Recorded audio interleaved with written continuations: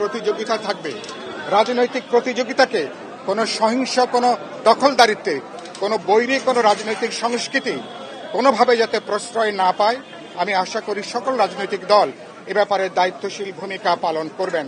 শেষ কথা আমি যেটা বলতে চাই যে আমি দেখতে চাই ভোটাররা যেমন মার্কা দেখে ভোটাররা যেমন ভোট দেবেন, একই সাথে এবারকার বিশেষ করে জুলাই অভ্যুত্থানের পরে মানুষের মনন জগতে যে পরিবর্তন, এবার নির্বাচনে প্রার্থী কারা, প্রার্থীর তার রাজনৈতিক জীবন এবং তার সংগ্রামী জীবন এবং তার সামগ্রিকভাবে প্রার্থীর গুণাগুণ, দক্ষতা, যোগ্যতা বিবেচনা করে প্রার্থীরা অত্যন্ত সচেতনভাবে তারা ভোট প্রয়োগ করবেন।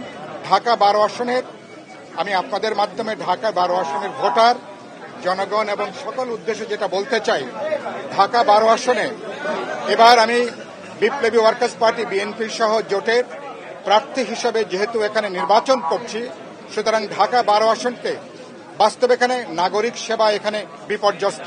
নাগরিক সেবাকে আমি নিশ্চিত করতে চাই। এখানে সন্ত্রাস, মাফিয়া, চাঁদাবাজি, দখলদারিত্বে মানুষের কিন্তু জান ওষ্ঠাগত।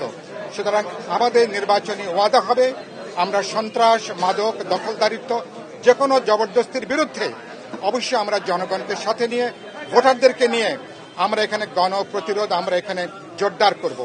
এবং একই সাথে বলতে চাই, শহরে যে নাগরিক সেবা ঢাকা 8 বা ঢাকা 12 এটা বাস্তবে বাংলাদেশের প্রায় প্রাণকেন্দ্র আমরা বলতে পারি। এখানকার ভোটাররা খুবই সচেতন। আমি আশা করব কোনো চাপ, কোনো হুমকি, কোনো প্রলোভন, কোনো সন্ত্রাসের কাছে কোনো ভোটাররা এবার জিম্মি হবেন না। ভোটাররা 5 বছর যাতে ভোট দেবার পরে কোনো ভোটারদেরকে যেন আফসোস করতে না হয় যে সঠিক উপযুক্ত মার্কায় তারা ভোট দিতে পারেননি। আমি আশা করি দেশব্যাপী আগামীকাল হয়তো এই যাচাই বাছাই শেষ হবে।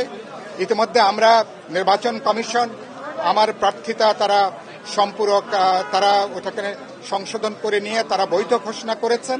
তাদের ওয়েবসাইটে ইতিমধ্যে তারা হয়তো দিয়ে দিয়েছেন বা তারা দিয়ে দেবেন। আমি আশা করি প্রতিদ্বন্দ্বী প্রার্থীদেরকে নিয়ে আমি আশা করি আমি এটা নিরপেক্ষভাবে প্রতিদ্বন্দ্বিতাপূর্ণ পরিবেশ থাকবে, কিন্তু কোনো ধরনের এবং আমি মনে করি আপনারা মিডিয়ার এবার নির্বাচন অত্যন্ত গুরুত্বপূর্ণ ভূমিকা। আমি দেখতে চাই মিডিয়ার পেশাদারি দায়িত্বের সাথে ভূমিকাটা পালন করবেন। মিডিয়ার ভূমিকার উপরে আগামী নির্বাচনের স্বচ্ছতা তার কিন্তু অনেকখানি কিন্তু নির্ভর করে। একটা অত্যন্ত গুরুত্বপূর্ণ প্রশ্ন আমার ভাই করেছেন। গতকালকে এবং আজকেও সম্ভবত অনেক হেভিওয়েট প্রার্থী বলে যারা পরিচিত তাদের প্রার্থিতা বাতিল ঘোষণা করা হয়েছে। আমি ব্যক্তিগতভাবে খুবই এ ব্যাপারে মর্মাহত। আমি মনে করি যে সমস্ত ভুল, অনেকগুলো প্রমাদজনিত ভুল হতে পারে, মুদ্রণজনিত ভুল হতে পারে।